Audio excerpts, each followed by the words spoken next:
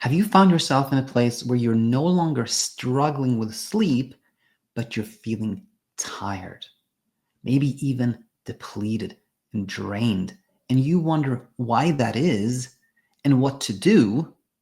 Well, if this resonates, then this class is perfect for you. We are going to look at the 3 most common reasons for post-insomnia fatigue, how to meet them so you can arrive at a place where you feel refreshed and like yourself again. Hi there, and welcome back to the channel. If you are a long-time subscriber, if you're new, welcome to you. Hope you'll find a ton of value here that will lead you to where you want to be, a place of peaceful mind, peaceful sleep, and feeling like yourself again. And the topic that we're going to discuss today is one that often keeps us from feeling refreshed and feeling like ourselves, and that is fatigue. It is a topic that brings a lot of questions in our community.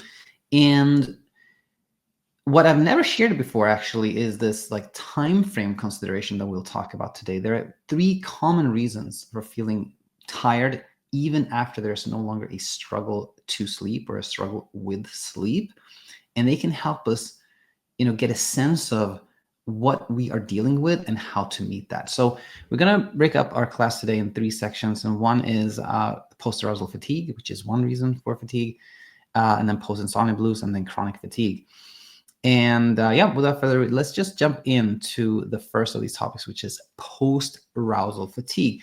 And the time frame for post-arousal fatigues I put down as days to weeks. Now, this time frame is not anything exact. It's not like any tight rule or anything like strict rule or anything like that. It's just something to give you a sense of duration. And post-arousal fatigue tends to not last that long. So what is post-arousal fatigue? And this will help understand why it typically doesn't last that long. Here's the thing. When we are in a struggle with sleep, we are spending a lot of energy by contemplating what to do, by thinking, by pondering, by taking action, by researching. And all that mental activity actually is quite tiring. It drains a lot of resources. It takes a lot of our energy. But you may not feel that way. And the reason is that, even though we're spending a lot of energy problem solving sleep, we have this stress level that's quite high. We have these stress hormones like cortisol, adrenaline, and they keep us from actually sort of assessing how tired we are, how much energy we actually spend. It's sort of like, imagine somebody playing an intense game of volleyball or something like that, and playing for 30 minutes, like really intensely. And you ask them as they're playing, like, hey, you want to get subbed out? Are you tired? And the person playing will be like, no, I'm fine. Let's keep going. Even though they spent a lot of energy, they feel fine. They feel like they want to keep going because their stress level is high. Like their body's producing all these stress hormones. But when the struggle fades, let's say you've educated yourself, you saw that there's no real threat, you stopped trying to problem solve your sleep, and you're starting to sleep easier. What happens is that these stress hormones are coming down now. There's less cortisol, there's less adrenaline, etc. Right? In the reduction in stress hormones, that now allows us to feel how tired we really are. It's sort of like going back to the volleyball player. If they get subbed out and they sit down for a second and they they're out of the game for a bit, and those stress levels come down, they can be like, oh my gosh, my shoulder is sore, like I'm feeling really tired. Same idea. And that is post-arousal fatigue. Another way to express this is that the fatigue is unmasked, or how depleted we are energy-wise is unmasked because of the stress hormones coming down, the stress levels coming down. Now, post-arousal fatigue, sometimes people describe it as actually a welcome sensation, that like, I haven't felt tired in a long time. Oh, it feels good, but not always. Sometimes the post-arousal fatigue can also feel unpleasant. But either way, this fatigue, the post-arousal fatigue, is actually a very nice sign. It's just a sign that you are leaving the struggle. You are on your path to not having any insomnia anymore. And once you see this, it becomes easier to meet it in the way that is really helpful, which is simply understanding what it is and seeing that this fatigue will fade as you're no longer engaged in a struggle, and because then, because you're no longer in struggle, you won't be depleting energy, like trying to problem solve, but also there's kind of recovery happening, right? Your energy stores are being built up again, and you will simply find yourself leaving post-arousal fatigue when there's no struggle, and just time allows those stores to be built up again. And now let's go to number two. Number two is the post-insomnia blues. And for this reason, for post-insomnia fatigue, I put down the time frame weeks to months. Again, just to illustrate that this may last a little bit longer than post-arousal fatigue, but what I'm saying, yes, exactly, it may last a little longer than post-arousal fatigue, but there's nothing strict about this. Just again to give you sort of a time frame. So what is this post-arousal fatigue blues then? Post-arousal blues. As opposed to post-arousal fatigue, when we just like had lower stress hormones that actually allowed us to sense how much energy we had spent, post-arousal blues is more an emotional thing. It has more to do with how we think about our situation. And then you may wonder, like, well, if I'm no longer struggling with sleep, if I'm sleeping, the same amount as I did before, how would I think about that way or feel about that in a way that would make me tired or fatigued? It sounds kind of surprising. Shouldn't I just be like feeling great about that and being happy and feeling refreshed? Not necessarily. There's a very common psychological phenomenon called arrival fallacy. And we often hear about arrival fallacy in the context of, like, we have an idea that if I win this lottery and I win $1 million, then I'm going to be happy for the rest of my life. It doesn't happen that way, because oftentimes when we win the lottery, if we do, we go like, okay, I won the lottery. Now what? There's no sustained happiness or, sustained peace of mind. It's sort of like a trick. Like there was nothing there. I'm not feeling amazing all the time. And that can make us feel disappointed, kind of feel sad about that. And as part of that, not hyperarousal, but like hypoarousal, when we feel kind of down, let down, disappointed, we can feel fatigued and tired. And this is, again, a way that arrival fallacy can make us fatigued when we are starting to actually sleep without any struggle. And I put down absence of celebration here, which is very similar, but I also want to highlight that because a lot of our students have said that insomnia sort of sneaks out the back door. It's not like one day you are starting to sleep well and there's like confetti coming down and there's celebration and people are giving you thumbs up and the skies part and there's sunshine and it's often like this unremarkable process. And it's similar to arrival fallacy, when we think, now that I'm sleeping well, that should be a moment where I like start feeling amazing. That can lead us to be a little bit disappointed, and from that disappointment, we can feel tired.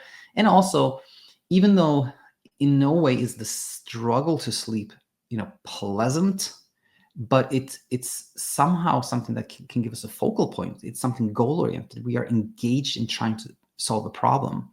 And when we find that there was nothing really wrong in the first place. It wasn't like, oh, I found the magic thing that was missing that made me sleep. I found the problem and I fixed it. It was more like problem solving was the problem. And now you see that there's nothing that requires any effort, any intervention, any goal-oriented activity that leads you to sleep well. But also there can be sort of a void of like this goal-oriented activity that can make us feel a little bit like, okay, what do I do now? That can make us also feel sort of down, a little bit disappointed, sad, fatigued, So this is post-insomnia blues. And what to do, again, it's about understanding this and honor how you feel.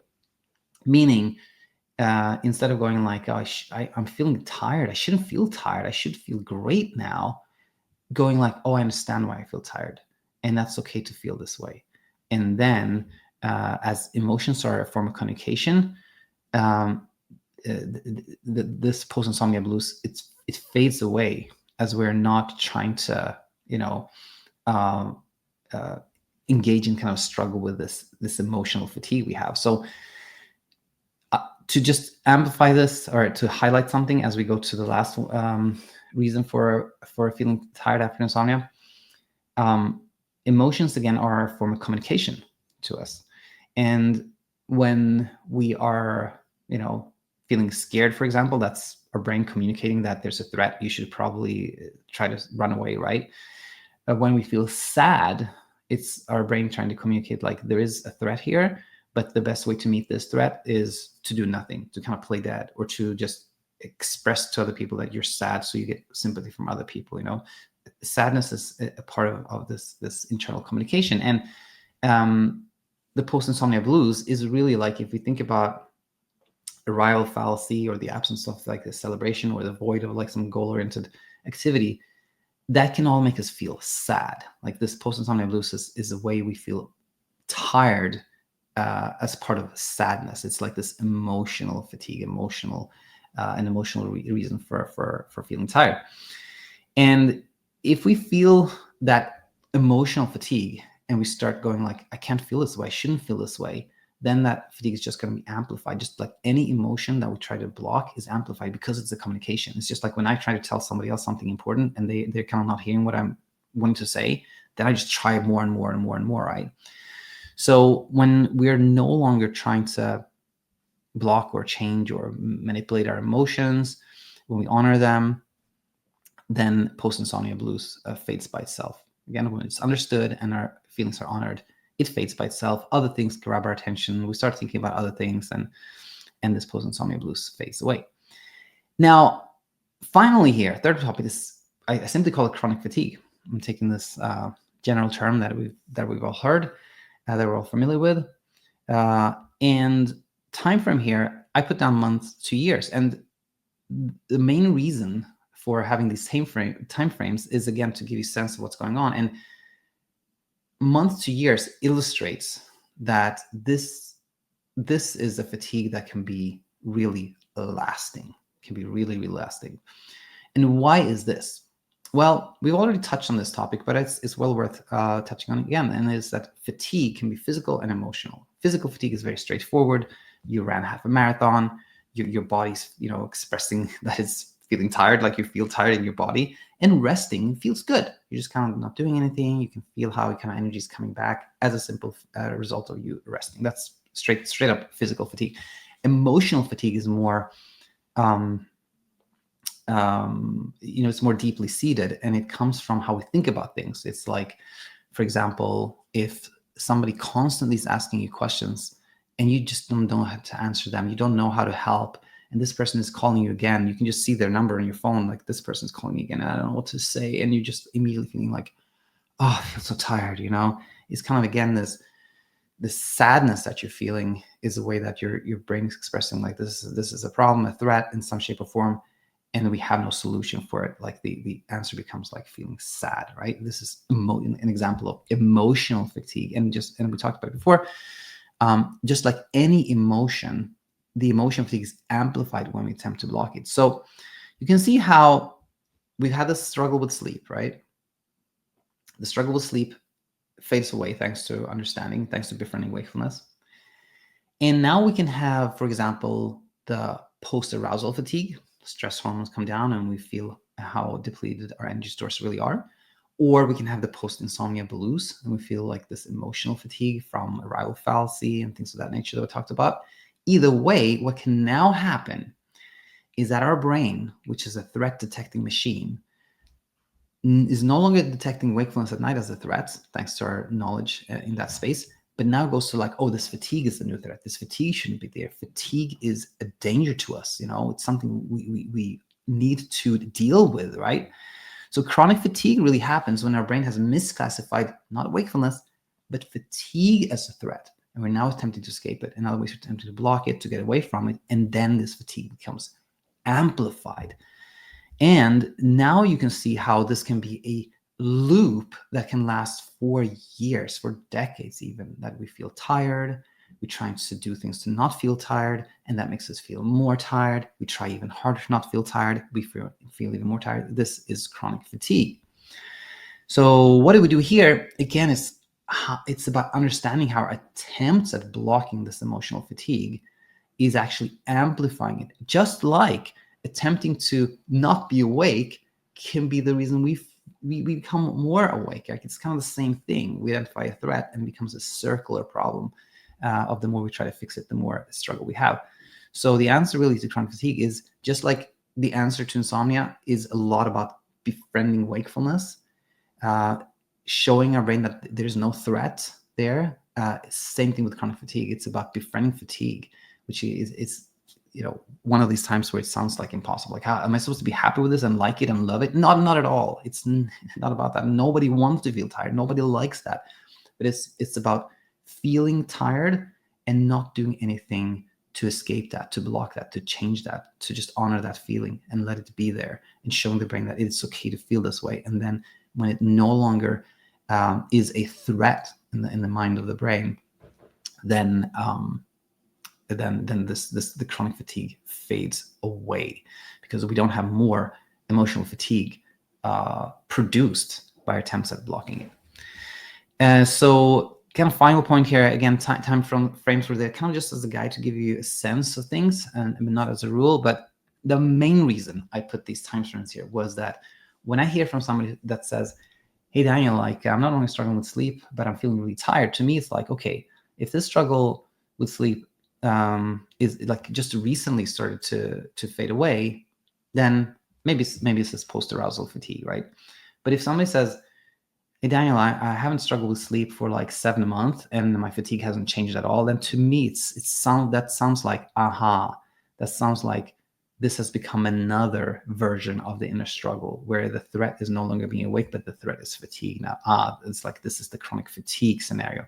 So I hope this class was really helpful to you. As always, let me know in the comment sections what you thought, and we shall go from there.